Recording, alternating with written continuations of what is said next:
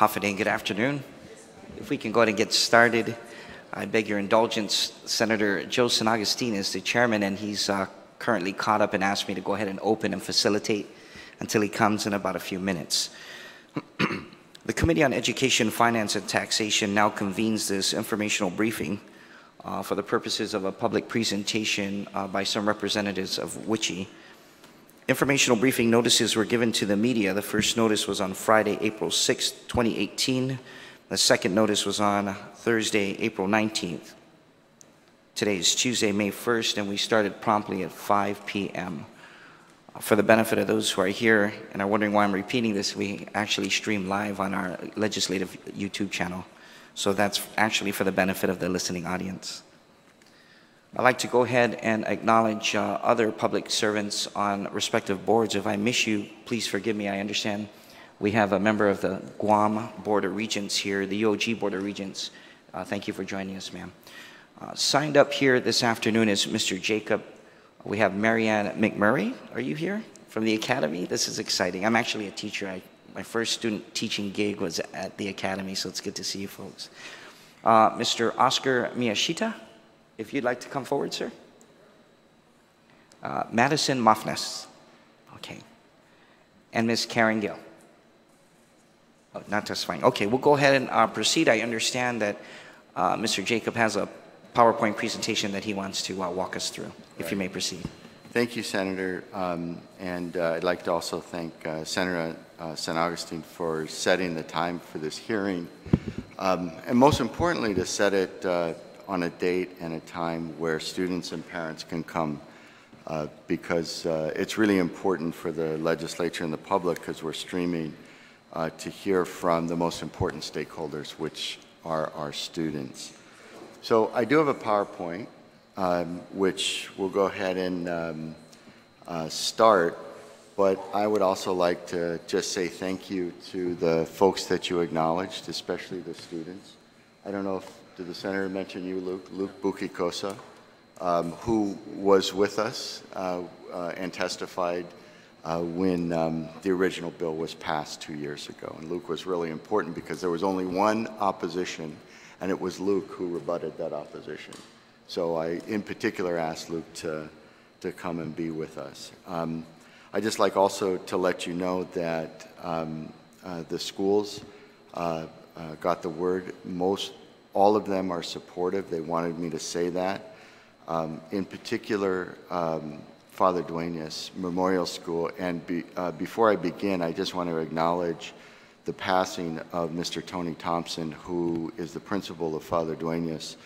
And some of the students and folks from FD are naturally mourning his loss. Mr. Thompson was a great supporter of WICHE. We do have FD students that are here and that are going to say something, and they're going to have to be excused a little bit early because I believe they're going to go to the Rosary. All right, so if we could start the presentation. And WICHE stands for the Western Interstate Commission for Higher Education. I just have to, because the microphones are sensitive. Yeah. I just want to introduce myself, Rodney Jacob. I got involved. I do not have an official role with WICHE. I'm a parent of two students. One is at the University of Arizona in a WICHE program, and my daughter Maya, who's a junior at the Academy and is at the table. I am the chairman of Xavier High School in Chuuk. It's a 60-year-old Jesuit high school where we educate wonderful kids from throughout Micronesia. I also served on the Board of Regents for my alma mater, Georgetown University, from 2008 to 2014. And the reason I'm saying that is because the major obstacle to continuing education and capacity building is two things. Number one, confidence. And you're going to hear from a lot of confident kids today. But number two, it's financial. And the financial burdens have become so great that students cannot achieve their dreams without going into a huge amount of debt. I'm really pleased that our chairperson from UOG is here, Miss Betty Gale, because you'll hear me talk a lot about how important WICHE is both to the university but also to our students that attend the University of Guam. And we're going to hear from Miss Mariana Gabriel, who's to my left, who is a UOG student and who wants to make sure we continue WICHE so that she can pursue a degree in law. So next slide. WICHE was established in 1950. It includes all of the western states of the United States and 2 of its territories, the CNMI and Guam. Its purpose is to facilitate resource sharing among higher education systems in the West. Guam joined in 2016 pursuant to Bill 31733, sponsored by Senator Rodriguez. The vote was unanimous, and the governor signed that into law, which appropriated funding for 2 years for 2016-17 and 17-18. So we're here in our informational session to make sure that the legislature knows it's imperative that further funding be considered, but also we're going to ask the legislature for dedicated funding, a dedicated funding source. Next slide. I think WICHE has 2 big components. We're going to talk mostly about the second one, but it's a system of support and capacity building in extraordinary ways and student exchange programs. Next slide. This is the systems and capacity building programmatics of WICHE. There is a very significant mental health program. It was established in 1955. Its mission is to improve mental health and addiction substance services and to ensure a high-quality mental health workforce in the West. WICHE promotes innovation, cooperation, and resource sharing and sound public policy for mental health and behavioral health workforce development. They have another division, programs and services. And you can see on the slide presentation, it's pretty extraordinary. There's an internet course exchange so that students at various universities in the network can get internet courses.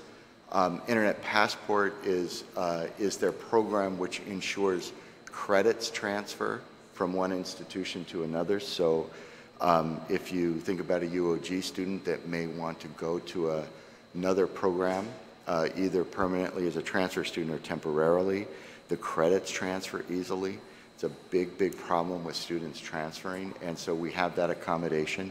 It runs the North American Network of Science Labs online, which means our students in Guam can actually conduct science experiments online and collaborate with their counterparts in other parts of the West. Another division is the Policy Analysis and Research Division, which has data exchange and other types of data gathering, and then the WICHE Cooperative for Educational Technologies, which helps jurisdictions that are members, like Guam is now, with the advances and how to utilize technology. So that's a little bit about the systems and the capacity building that WICHE offers us. Next slide. Now I'm going to talk about the student exchanges. There are 3 main student exchanges. The first is what we call WUI, the Western Undergraduate Exchange. The feature of that is that kids, hi. Oh yeah, okay, all right. All right, I will continue, but I also wanted to just say thank you, Senator San Agustin, for setting this hearing at a time where we could explain the program, but also that our families and kids could come. Yeah. All right. So I was explaining the student exchange programs. There are 3, one dealing with undergraduate students, one dealing with graduate students, and one dealing with the professional student exchange program, which are healthcare degrees. We are members of the first 2 at this point, and we call them WUI, which is the Western Undergraduate Exchange, and the WRGP, which is graduate programs. We're going to talk about all three of those, but you can see 40,000 students around the West are a member of the exchange programs, 56 on Guam, and they've saved collectively $365 million in tuition savings alone. The graduate program, which we're going to hear from students today about as well, there are 1,500 students in that exchange program, and those families across the West have saved $24 million. And then I'll explain the PSEP, which is doctors, psychiatrists, pharmacists, and veterinarians. Next slide.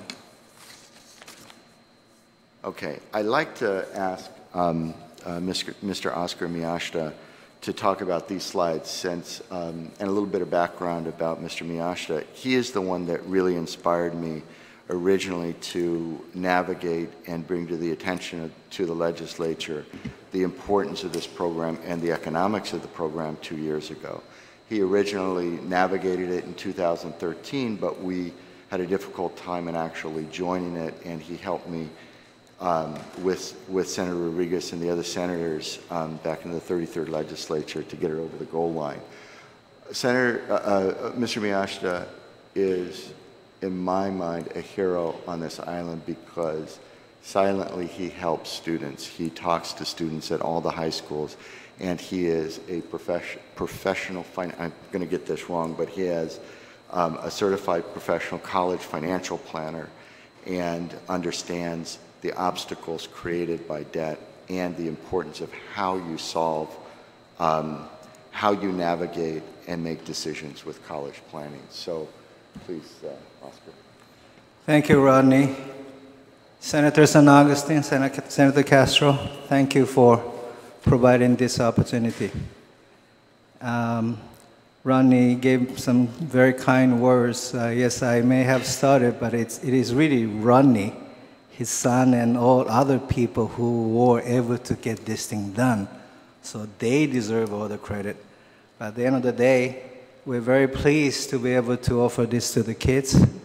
My name is Oscar Miyashita, for the record. I'm a CPA, personal financial specialist as well, and certified college planning specialist. A designation I got a few years back after retiring from Ernst & Young. I founded Ernst & Young Guam, Saipan, and Micronesia. But I'm a retired partner now. But I continue to be involved with the kids and retirement planning as well. When I retired, first thing I did was to really get that college planning certification in an effort to help my alma mater kids, FD boys, with career and college planning. So that's how we started all this. I'm still quite involved with the FD. I'm the endowment foundation chair at FD right now. But I have not been providing college planning services to the FD boys for the last couple of years. I've been quite tied up, but I'm still going to continue to do some college planning work. But if I can ask Ronnie to put back the slides. You know, there are two strategies related to college planning. Number one is called admission strategy. That's where you plan to apply and trying to get into the schools of your choice. That's admission, acceptance. That's number one. The second component, which is even more important nowadays, is called funding strategy. How are you going to pay for these colleges? As we all know, college costs are extremely expensive. You know, when I graduated from University of San Diego in 1978, the total cost of attendance at that time, that includes tuition, room and board, the fees, the books, etc., was less than $6,000 a year. Right now, the total cost of attendance at the University of San Diego is $65,000, $70,000 a year. Yeah. That's more than 10 times. And the reason why we're having so much issues with the college tuition is that the the salary level has not gone up 10 times. I can tell you, when I started in 1978, my starting salary was $14,300. I remember that because I negotiated for higher salary at that time. They offered me $13,500 and I got $800 more, so I remember that. And you were worth every penny of it, too.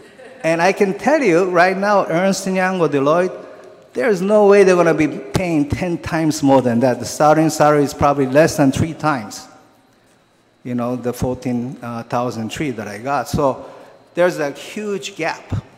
The cost of attendance for schools have really skyrocketed, and the salary level has not been able to be keeping up with the increase. That is the primary reason why the parents and students have issues with funding. So when it comes to funding, what we look at first thing is the cost of attendance. How much does it cost to attend a particular school? And we try to encourage the kids to come up with, apply for and get as much of scholarships and grants, what we call gift aids, where you don't have to pay back any money. And then the rest, you have to somehow come up with, the parents have to come up with that or get a loan. So you probably all heard of FAFSA, Free Application for Federal Student Aid. And the purpose of that is to determine, it is given by the U.S. Department of Labor, and the purpose of FAFSA is to determine the expected family contribution of the parents of the student based upon parents' income, assets, kids' income, and assets. So you fill that up, and they'll tell you what the expected family contribution is. And so when you go to college, you have a cost of attendance, and there's expected family contribution. And the difference is the amount that you're eligible for financial aid. Unfortunately, a lot of amount of the difference, the kids are not able to secure gift aid in terms of scholarships and grants. So the difference, either the parents would have to pay or the kids have to get loans. So student loan is a huge thing.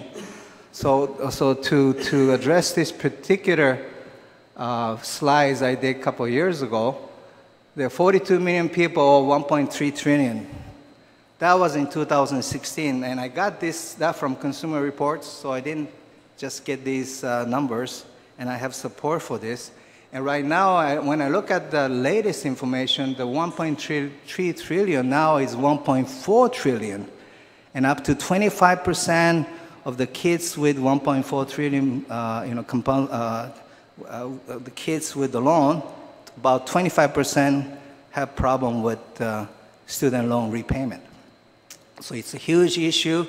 That 1.4 trillion is actually larger than the total credit cards debts.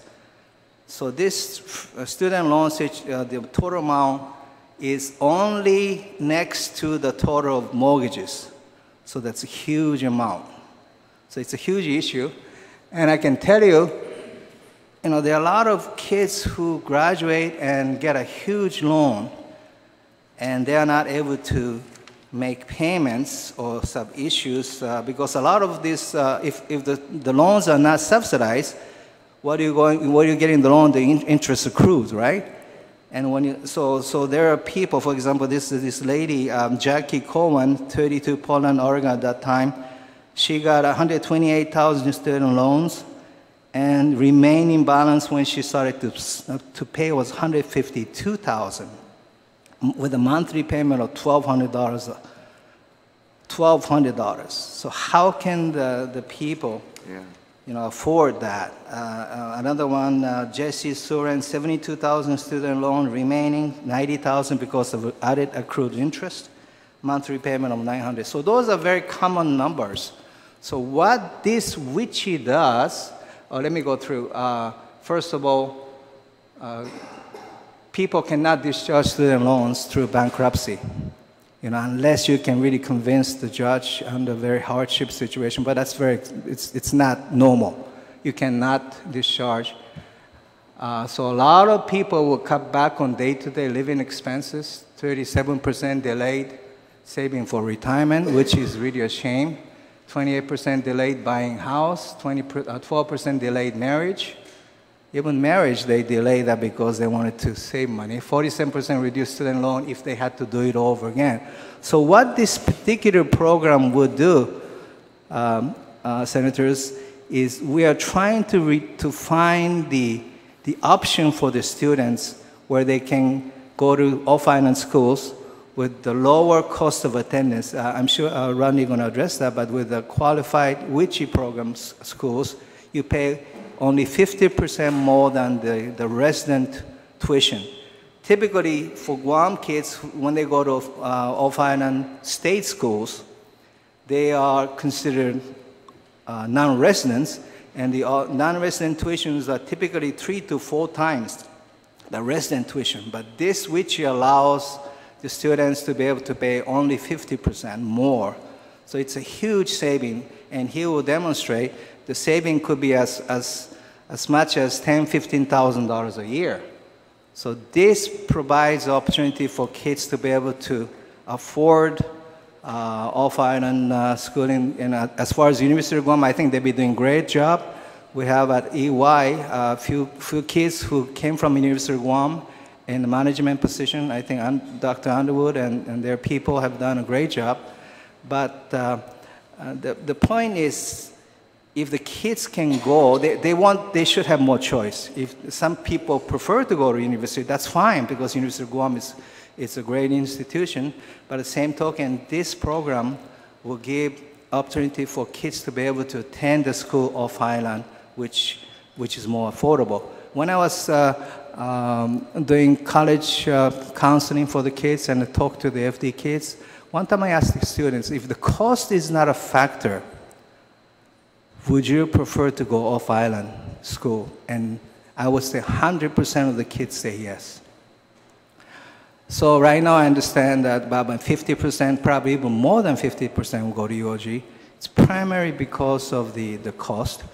And I encourage the kids, if they can afford it, if they can make it to go off-island, it's because not only just the education elements, but it's really a life experience. They get to meet different people, they get to see different places, they see the different type of competition, and they grow to be, they can learn a lot more if they are in different ways if they go off island. Anyway, so that is my point. And is there another next slide? Oh, yeah, sorry. Next slide.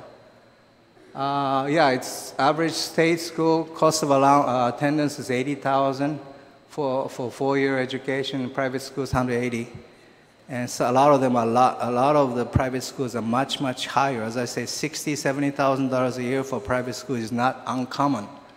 The average in 2016, average student debt is $37,000, and for people from Guam, it's substantially higher. I know some kids who have student loan in excess of $100,000, $200,000. And it's really a difficult time they're going through. And 70% of college graduates leave with debts, and those are the fact. Go ahead. Is there any more? Nope, I think that's so good. That's it. When Radi asked me to present that, I feel very passionate about this particular subject, college education for the kids. I think we, as the adults, have the responsibility to be able to provide good education for the kids, and this is an excellent program. It's really excellent program for the kids of Guam. And thanks, Rodney, and thanks, senators, for allowing me to be here. Appreciate it very much. All right. Yeah. Thank you so much, Oscar. And I want to emphasize as we continue this point in a prior slide. 47% of all students who graduated would choose to reduce their student loan if they had to do it all over again. In other words, making another choice. So what we're presenting is those choices, and what Oscar and I do, and so many others, the counselors from I know Academy are here, are trying to impart upon students to think about the debt they're getting into so they can make good choices before they walk down that pathway. The other great thing is I just want to say about these students is we've empowered them to talk to their classmates, to make those choices. I've gone to Southern last week. I'm going to Okudu on Thursday. I've spoken to all the private schools, and I've just pleaded with them to help each other. And I really feel like that conversation is starting on here around it's important to get a good education, but you've got to be smart about your debt choices. Next slide. Okay, so solutions, breaking myths, finding the right school with the right fit for the right dollar. It's not going to Stanford. I mean, I went to Georgetown. I just like to kind of give an example. My dad said, I'm from Tucson. My dad said, absolutely not. No way. $4,600 was the tuition because the University of Arizona, my hometown school, then it was $300 a semester. Right now, it's $42,000 a year for an undergraduate tuition. And so as much as I would love my kids to get the experience I had, that's not the right school with the right fit for the right dollars. Next thing is we've got to look around for things like this, a regional tuition discount program. And then what we will not talk about today, except very, very briefly, is the third thing we tell students to do and parents, look for scholarships and grants to complement tuition discount programs like WICHE. Next slide. So here's, remember, one of the three student exchange programs is the Western Undergraduate Exchange. We call it WUI. That's why the acronym WUI is up there. In a nutshell, 15 states participate. There's more than 148 institutions now. There's probably like 160, 170 colleges and universities that are part of the system, meaning that our kids on Guam can go to any one of these schools.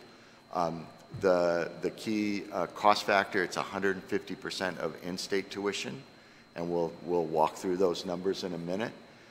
It's 2-year and 4-year colleges, major universities, and community colleges. Almost every undergraduate field you can imagine is offered, and it's affordable. Give you an example.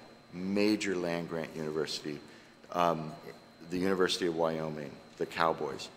It's hard to believe, but we can go there for $5,800 a year. Can you imagine that? That's actually less than the University of Guam. We have these broad ranges of extraordinary places. Of course, you're in Laramie, Wyoming. A kid from the West, be okay for me to go there, but obviously there's choices if we want to get so cold. Next slide. Next slide, there we go. So important factors, I just want to make sure Tori's not here. Okay. Oh, and I'd just like to just recognize Leah Beth here in Nahalawa, who has really helped me coordinate and get the word out at DOE. So thank you, yeah. So important facts about WICHE, not every public university is involved. So University of California at Berkeley, not one of the schools in the network, okay? And next thing, not every major. University of Arizona only offers mining engineering, okay? That's what you get the discount on. Not automatic, Colorado State University, and we'll talk about another one. You have to have a minimum GPA to qualify. Other schools, University of Hawaii, you don't, okay?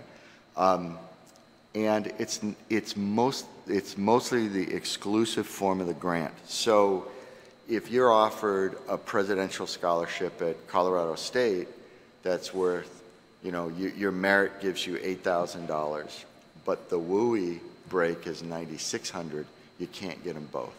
You can only get the WUI scholarship or the merit scholarship. The reason we say that is because folks that are watching or maybe watch this again, they gotta study it to know what your best option is, and we'll talk about that. But we don't want anyone to be confused that if you're smart like Luke is, he'd qualify for 10,000. He would qualify for 10,000 at Colorado State, but he couldn't get the $9,600 WUI tuition break plus the 10,000. At Colorado State. Okay. So next slide. This is the map. Really awesome. It's just the western part of the United States that offers the programs. Next slide.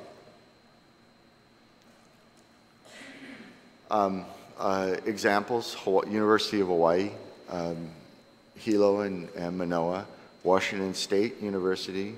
These are just examples. University of Nevada, Las Vegas. And we'll talk about this one, Cal State Polytechnical, which is Cal Poly Pomona, is in the network. Next slide. This is the web page, so anybody is looking at this, you go to wichi.edu and look for the Western Undergraduate Exchange, and you'll see this front cover, and you can, a little bit hard to see here, but there's a bar for students and parents, and then a bar for, I think, college counselors. Next slide.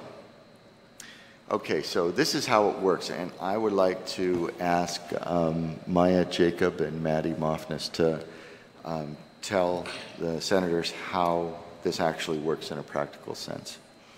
So a general example, my name's Maya Jacob.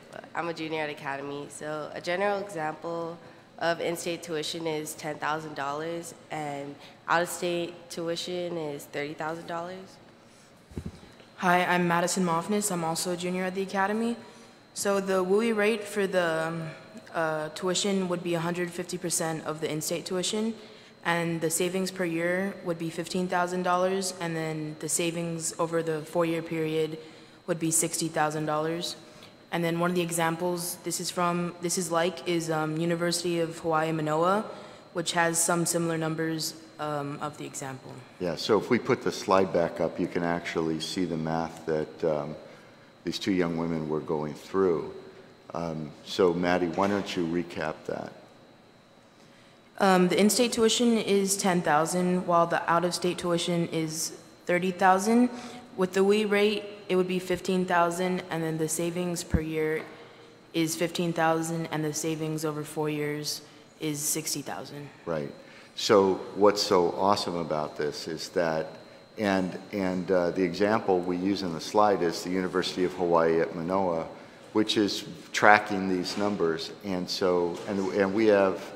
We'll get the exact number, but 33 kids, I think, are at the University of Hawaii Manoa right now, and they will save over $60,000. Our families will save over $60,000 over 4 years. Next slide. Thank you. Next slide. All right, so real benefits to Guam. This is what it's costing us. Currently, the annual fee for our group of jurisdictions is $145,000. We currently share it with the CNMI, so we pay $72,000 and $72,500.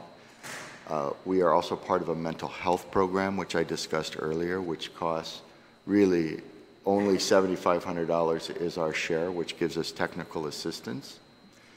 In 2 years, in the first 2 years, Guam families and students have saved $1.2 million. Can you break that down just a little bit? Sure. One student, you got on the side says in-state tuition, $10,000, out-of-state, $30,000 because of the WIGI. You drop it 50% basically. Right. The saving is 15. When I look at that number, Yep. one student would pay $15,000 a year. Is that what you're saying? That's what I'm saying. And how does the Guam share? When you say Guam share, please explain that more. Sure. How does it become Guam share? Is Sure. it the government of Guam? Are we contributing, or how do we get involved to make sure that every student in Guam has an opportunity? Yeah. You know, they meet the GPA, they meet the requirements. Let's help you. Yes. Because you're our investment. You're our future. Right. You got to make sure that the money goes to the right group of folks. Yeah. So, Senator, thank you so much for those comments. Let me just say the good news is that Guam has signed up and the legislature has appropriated the money, and we are members of WICHI. And one of the pamphlets I've handed out, and I'll just show, it's probably there, is the official WICHI publication for this exchange program, so you can see their official numbers for Guam. And right there tells us 56 students currently, and we'll show these statistics again, with a savings of 781,000, but it says, yeah, 1.2 million. But what I'm trying to get at, Mr. Jacob, is let's look at, you got one like Luke. Yep. If you went to school, it's supposed to be 15,000 because of the breakdown. So how does Guam contribute to reduce the cost? Oh. That's what because a lot of folks watching this is going to be asking the questions that, okay, how does my kid get involved? Okay, I may not have the money financially, but the student has the grades to get involved, regardless of what school you come from. And we want to make sure that the parents feel comfortable that the option exists, like you said. Give the option to everyone so that we understand that that's how we're supporting it. Well, this is why both parents, that's why you see the parents, the counselors, me, and the students here. The answer to that question is, right now, every student from Guam is qualified. If you're a Guam resident, yes, and I would like to also make the point later, and you'll see this, that we have, and the reason I introduced myself as one of the hats I wear as the chairman of Xavier High School in Chuk, is our board has missioned our board members from various parts of Micronesia to champion this cause for their governments, so that students from Palau, the Marshall Islands, and the FSM can get this benefit. Now, there's a benefit for two benefits for Guam when that happens. Number one, our cost is reduced, and I'll show you a slide. It'll go down from $72,000 to I believe $24,000 with the same benefits. And the second thing is, because we have so many residents here from the compact states in our high schools, that those wonderful, talented children will also have the same benefit that students from residents of Guam and the CNMI have right now, if their governments get on board. So our kids from Palau, our Palauan citizen students at, say, for example, Ukuru, where I'm going, and the ones I met at, and the FSM kids that I met at Southern last week, I said, help me get your government on board, and you can avail of this as well. Okay? And it's really good for Guam because, remember, the purpose of WICHE was to build a capable workforce. We want everyone, all the kids at this table, we want every kid in every high school in Guam to come back home. Wouldn't it be great if we had Chuukese students come back as dentists to service our FSM communities, or what have you? Our kids of all cultural backgrounds can come back home and service us in the way culturally everyone's familiar with. So, but to answer your question, Senator, right now, everyone is qualified. And we're going to tell you how to calculate the amount of money for tuition. Okay? So, back up on the slide.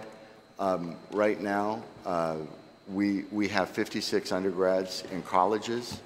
And we're saving $781,000 this year. The CNMI has 87 undergraduates, and they are saving $680,000. Next slide. Next slide.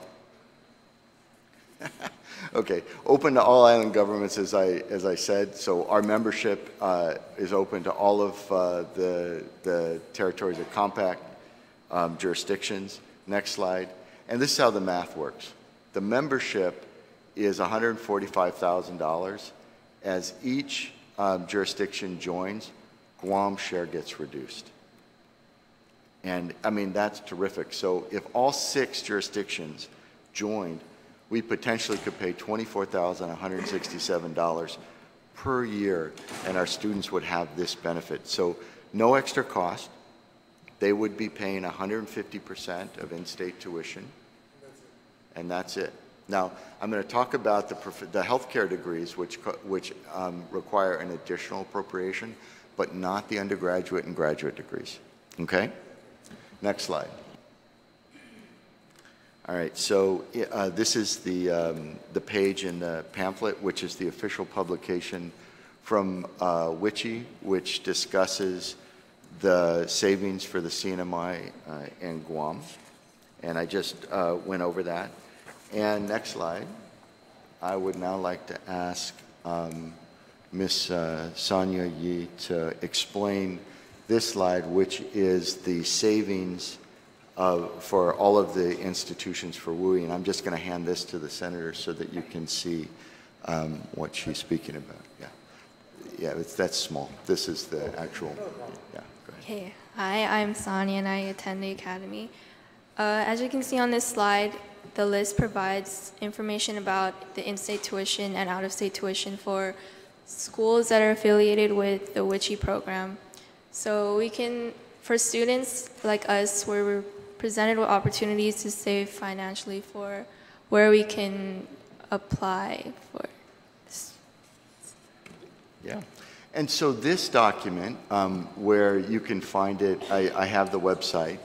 This is the list of all institutions, and it tells you in the first column what. So if you pick a university, the first column is I believe the out-of-state tuition or in-state tuition, and then you've got the WUI rate, the WICHE rate. Then you've got the out-of-state rate, and then you have how much you save. So you'll see how many schools are there.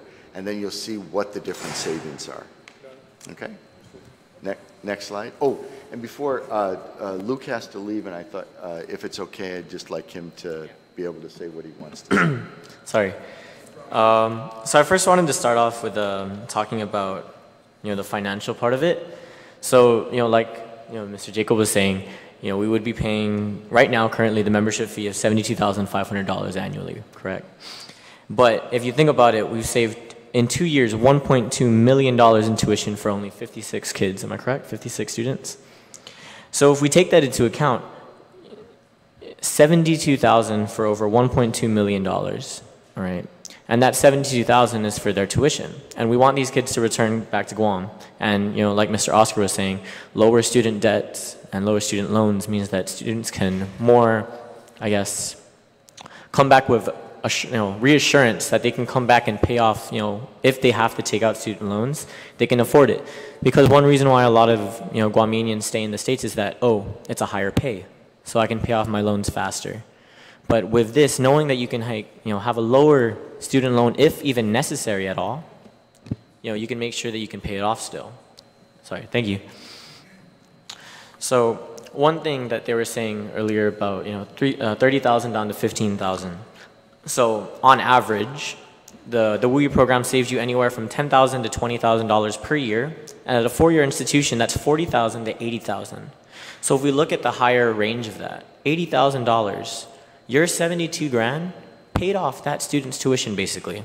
And everyone else, if we looked at it from that perspective. So that's just something to think about.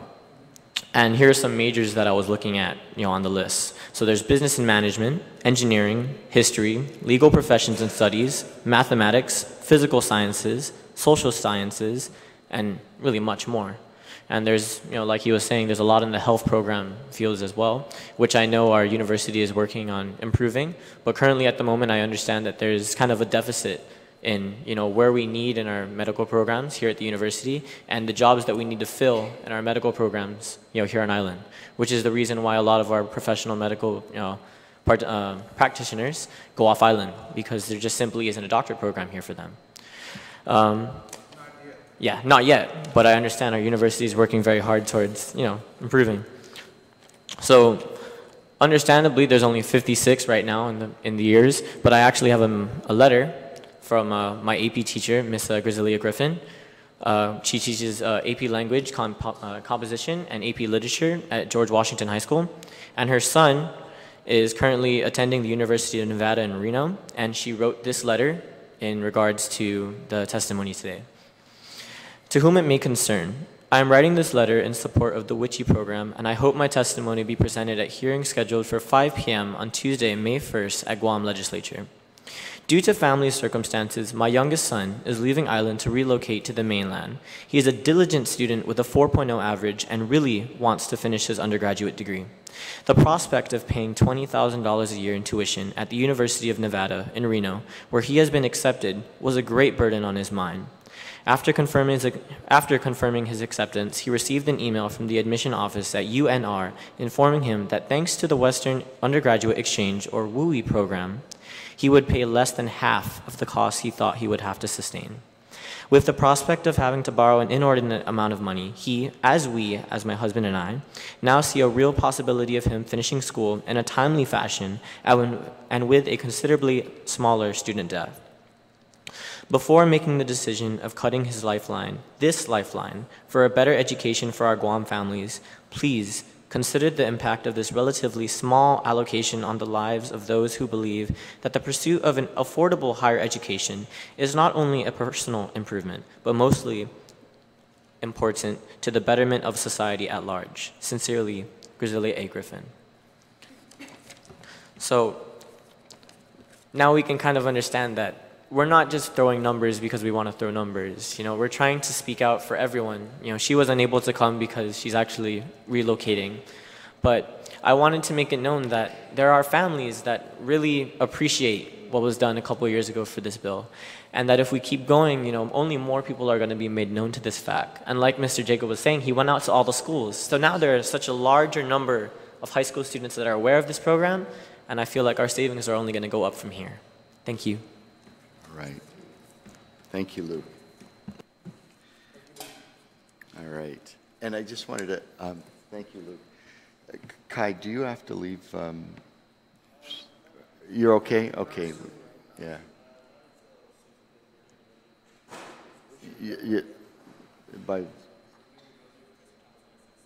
Okay. All right. Okay. Yeah. All right. So, next slide. Next slide. All right, so these are examples of schools: Cal Poly Pomona, Colorado State, University of Hawaii. Next slide. Cal Poly Pomona is part of the network. It's ranked 5th nationally for undergraduate engineering programs. Next slide. This is an example of a selective versus non-selective school. What this is the language that says the top 15% of all WUI admittees qualify for the scholarship. So you have to, be a top student because the 15% of the WUI students at Cal Poly Pomona get the tuition break. Okay, next slide. We'll talk about Colorado State, and I say research. The WUI rate is $9,600. You have to qualify for it. That's the web page that shows you what grade you have to get. The next page next to it is the Colorado State Merit Scholarship, which is exclusive. And if you get a 4.0 and a very high SAT, you get $10,000, which is $400 more than the WUI rate. But if you aren't a top student, you might get $5,000 for a merit scholarship, but if you qualified for WUI, you'd get $9,600. So you get one or the other, but it's grade-based. Next slide. University of Hawaii. This is an example where most anyone that is accepted at the University of Hawaii in one of these programs can go for the 150% in-state tuition. Next slide. Real benefits for Guam. I wanted to talk about graduate school because WICHE benefits undergraduates and also graduates. But with graduate programs, it's in-state tuition, not 150%. It's in-state tuition. And then the next thing, but Guam hasn't opted to go into the PSEP program, but we're encouraging the legislature to consider it. That's for doctors, vets, pharmacists, psychiatrists, healthcare fields. And the CNMI just joined it, knowing its value. Next slide. It's an additional appropriation. I really do urge the legislature to consider it. And I'd like to I will provide that, yes. Provided, then we can entertain it. That'd be wonderful. And I'll give you, I won't blame it on him if you don't get it. no, yeah, you get it right away, Senator. Next slide. WRGP is the graduate degrees. Next slide. This is the fine print, which is hard to read. These are all the institutions. The thing I like about it is it has University of Hawaii on it. This is actually an easier to read version. These are all the programs. If you scroll down to Hawaii, you'll see that, and this is the only JD program that's available. For Guam kids that want to go to law school, the only place they can go to for in-state tuition is the University of Hawaii Richardson School of Law. Next slide. And I want to tell you about Troy Fagurger. Troy is graduating this year. But here's what, and look at how bright Troy is. Yeah, another lawyer. Troy's the executive editor of the Asian Pacific Law and Policy Journal. Troy sat a year out because he had to get in-state tuition, so he had to qualify as a Hawaii resident. That was before the program. So this young man so wanted to be an attorney and to come back home that what he did was he washed dishes and sat it out to become qualified for in-state tuition. It was before this program. Next slide.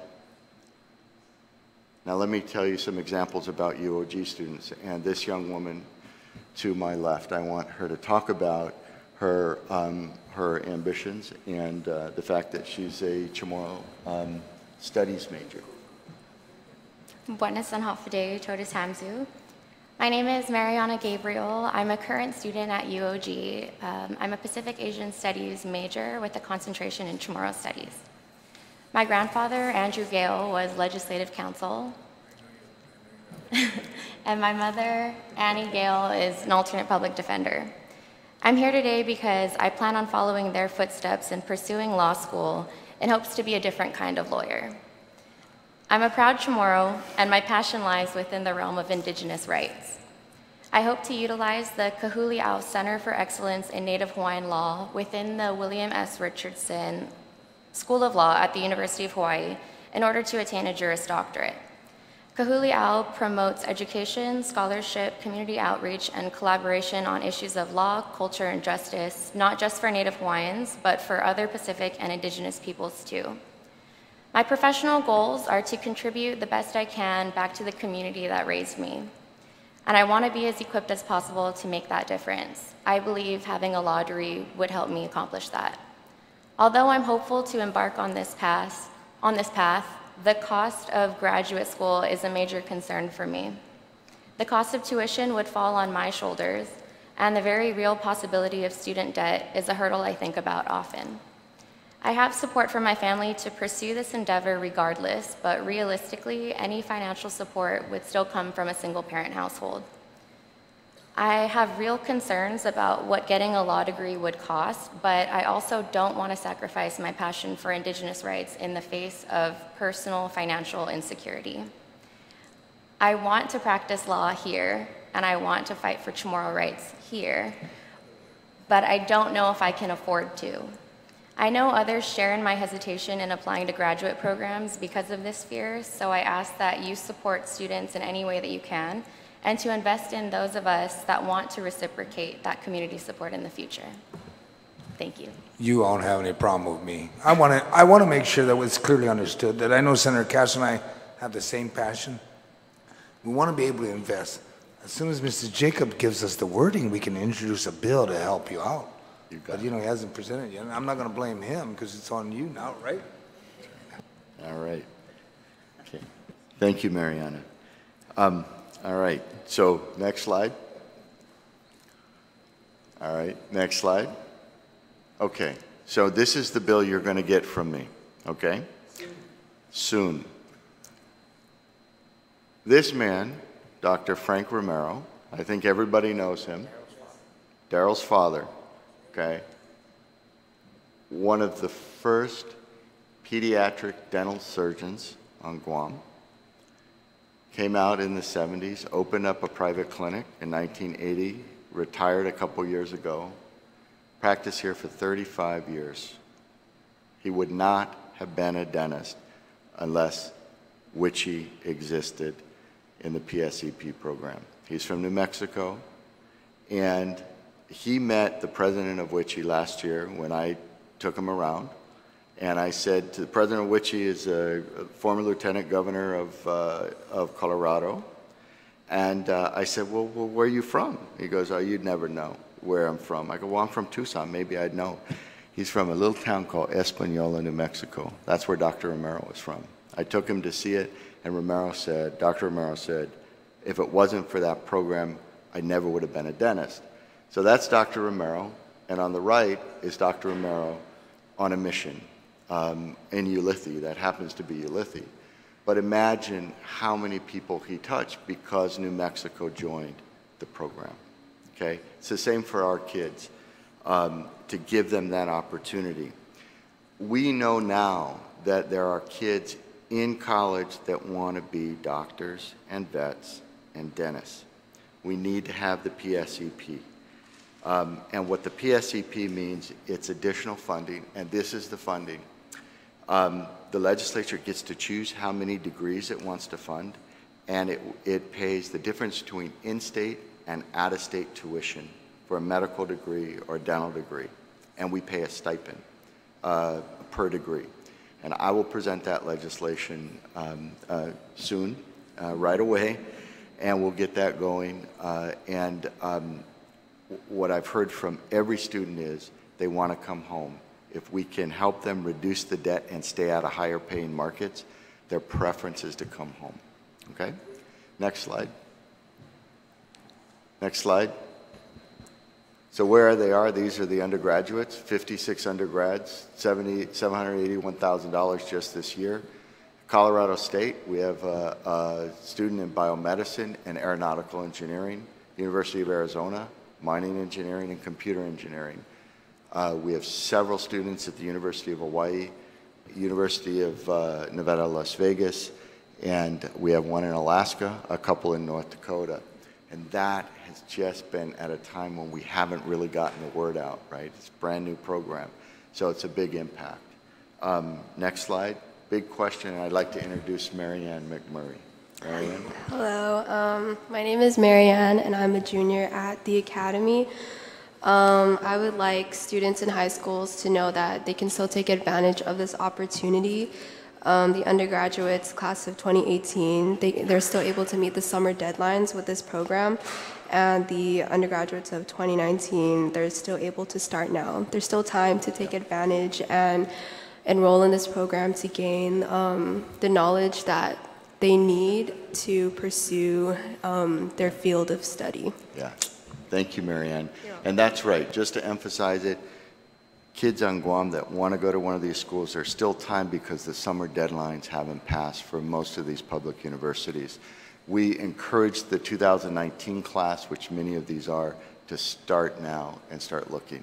Now, I want Kai Akamoto to, he wanted to say something. Kai is the student body president at FD.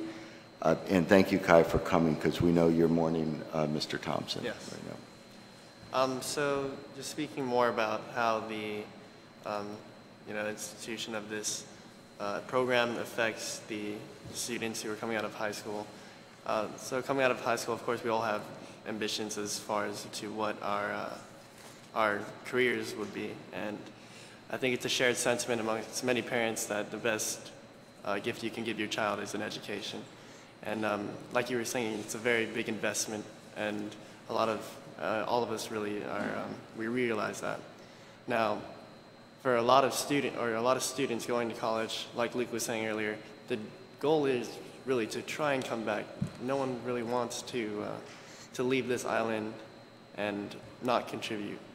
But for many people, the reality is that they cannot survive financially with student loan debt. And I've spoken with many of my peers about either the possibility of returning to Guam to pursue a career, or to even pursue education stateside. And in both cases, what it seems to be is that the students, they prefer to rather stay in the States than to return home simply because they just don't see themselves surviving financially in this economy. And with this specific aspect of the program, the one that offers higher education, like for graduate degrees, like being a doctor, being a lawyer, I think those are services that are really needed here on this island, especially with the current state that we're seeing right now. We've had dozens of very intelligent Chamorros leave the island and get their education in the States and are unable to come back and be a part of the medical industry here on this island. And we can see this in our hospital right now. We need more doctors to be within our hospital, and many of them are working very hard right now, but as time is going to continue moving on, the reality is we're going to need more doctors to fulfill this and to serve the island and serve the island's need for more health professionals and in other professional areas as well. So. All right. Thank you so much, Kai. Okay, and we're getting quite close to the end, so if I could see the slide. Okay, next slide. This is just a summary of the exchange programs. Basically, what this is saying is we just urge everyone, particularly the class of 2019 and the underclassmen. We think it's critical to start planning when you're a freshman, especially when you're a sophomore and when you're a junior. You need to start really thinking about these options to find the right fit at the right cost. Get out there, get your FAFSA in early families, and you can start applying in 2018. I want to emphasize that the University of Guam and Guam Community College have been very, very helpful. The University of Guam in particular, that WICHE is very excited about UOG because UOG, if it chooses, can be a member school and receive 150% in-state, 150% tuition from kids from the western part of the U.S. to come to Guam. And what WICHE is telling us is that the signature programs at UOG, such as marine biology, they just are going, who wouldn't want to come to Guam as an undergrad to get the fine education here? The, GCC, President Okada was very interested in what NMC College is doing. They are collaborating with an online university in Arizona called Rio Salada, and that's what you'll see on this, where NMI students are going, but their online collaboration with NMC. So GCC can offer degrees and programs that it's not currently offering to our kids at GCC for these really important vocational and technical degrees, which is just really fabulous. So the institutions really stand to benefit. They're learning, and as I said, they're very, very open and they see the possibilities. And I'd just like to publicly thank Dr. Underwood for his leadership in really welcoming the conversation with WICHE. We've met twice already up at UOG because WICHE is really here to stay, and really quite excited. The other thing is UOG, I'm really grateful to Mariana because Ms. Gabriel really gave the point of view of a UOG student who's looking to graduate school. And we can go to graduate school for in-state tuition, which basically translates to not only opening up our capability with our kids, right, getting bigger capacity, but allowing them to come back home and fulfill that desire. All right, next slide. Next slide. Okay, here's our request. Continue funding. I'm going to get you the bill. Dedicated funding. Now, let me just say one point, and even though I'm a lawyer, I don't understand the dedicated funding issues so well, but I want to tell you what parents have told me. They've said, we really want to consider this, both for undergraduate but graduate, but if we put our kids into the system, say at Colorado State when they're freshmen, and the legislature, for whatever reason, decides not to fund it when they're a junior, what happens then? So, well, they're asking because they don't want to get caught in, and so they said, is there some consider maybe a 4 year at a time, so if they choose to start as a freshman, they know the benefit will be there as a senior, because the real problem is not necessarily, well, it is a real problem to break your education in the middle of it, number one.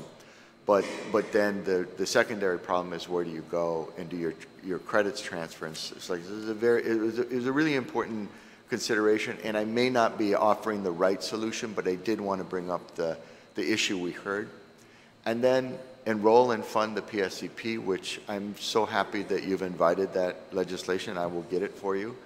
And then encourage, Senator, you weren't here when I opened up, WICHE is actually most well known, not for its exchange programs, but its system and data and capacity building programs. And we want the government agencies to know that they can avail of these WICHE services. The great thing about WICHE is it's a quasi-government organization, so they charge us cost. There's no fees, it's their cost. So, for example, 2 weeks ago when the Vice President for Mental Health programs from WICHE came out, we visited Judge Maria Senzon, who's the presiding judge of the Mental Health Court, and he explained to Judge Senzon how WICHE helped in Idaho to help statistics for recidivism, and how mental health programs can actually, through the courts, WICHE can actually help with the work of the courts, and also the executive agencies of the government. So I only wanted to offer, I also want to offer is perhaps you want to have, perhaps you want to set another informational session on the systems that WICHE has to offer, like the data exchanges, the programmatics that they have, the fact that they can set up psychology clinics on island, so that, you know, they did this in Alaska. They arranged for Alaskan students to go to other medical schools, but they do their clinics in Alaska because they found 60% of those that do their clinics, their residencies, stay in the communities they did their residencies and their clinics. And so they have a way of thinking about it based on history and collaboration with the Western states that we're now a part of. So I just wanted to urge consideration of the other part of WICHE, because you know, we're really at the tip of the iceberg. We want to, I entered that door because I'm a dad, and I'm struggling with the same thing, and I wanted my kids to make good choices in the way we talked about it. But I discovered that there's a whole different side of WICHE that we in a community, small community like Alaska and Idaho and Wyoming, really benefits from these tools that they give us. And we're part of it now, and I just want to say thank you, not only for us to be heard, but your consideration for continuing it. No, and thank you, Mr. Jacob. I just wanted to make it understood that you know how the government of Guam is set up right now, you know, the financial situation. But I honestly believe investment in education for our students and our children of Guam should be a priority, should be at the same level of everybody's concern, and not addressing providing less. But we got to make sure that at the same token, we have to understand that when we invest in our students, like you mentioned, we want to make sure you come back.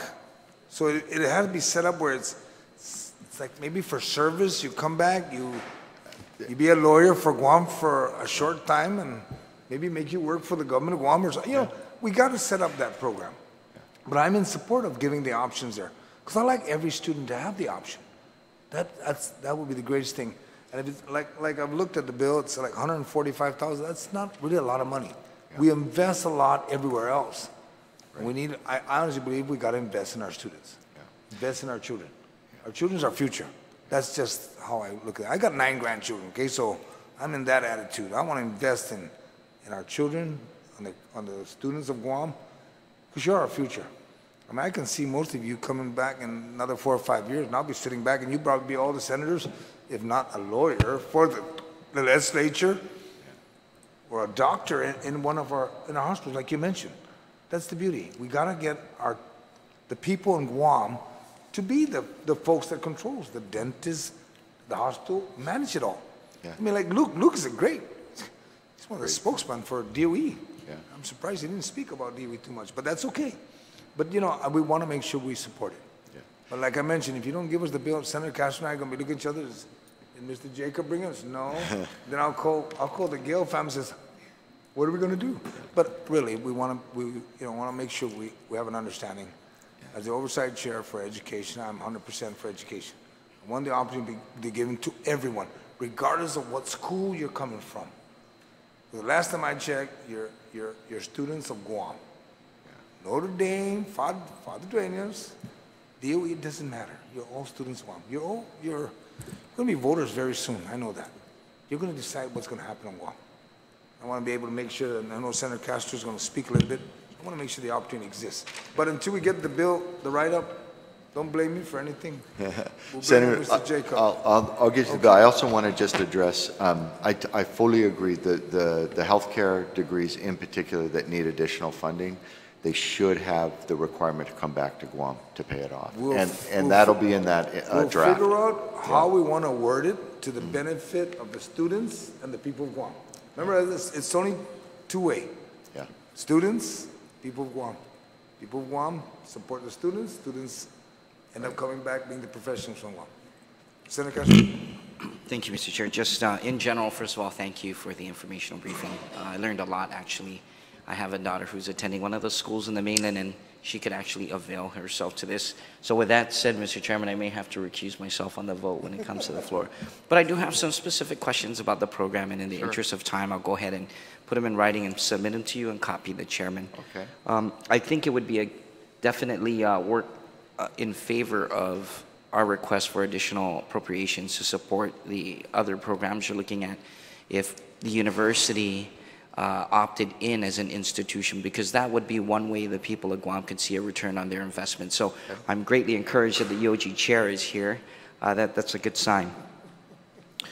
The other thing would be, and thank you again for bringing up the WICHI services. I think we should explore that at another time, perhaps just at a working session. It doesn't have to be televised. And the reason why I bring that up is because that shows an immediate return, in my opinion, to the territory, because the program is so early.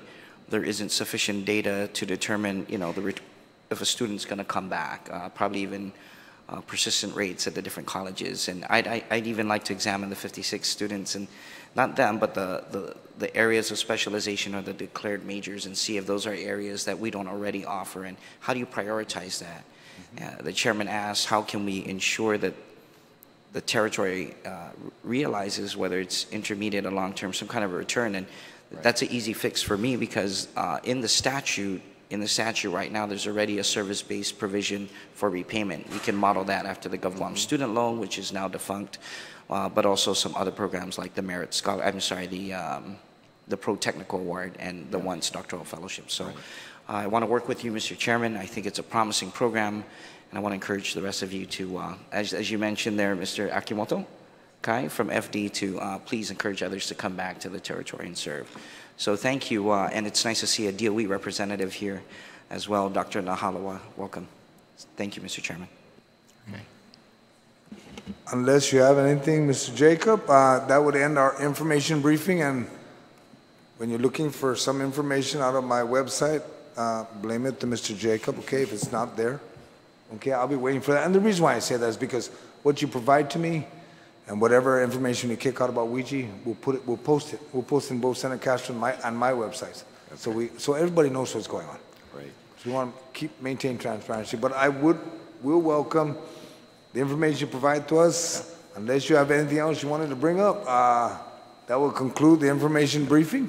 Well, thank you, Mr. Chairman. The only thing I forgot to mention is that the other person that could be very, very helpful is the designated commissioner from Guam to which he is Vince Leon Guerrero. Yes, as a matter of fact, he called me and he told me that he won't be able to make it because of his... he had an illness, right, family illness. Yeah. Medical, okay. All right. Does any of the students want to say anything else? Thank you. Thank you. It is now, what time you got there? It's 6:15, and this concludes our information briefing on the WICHI program, and hope to hear more soon. Right. Thank you. Thank you. Good night, ladies and gentlemen.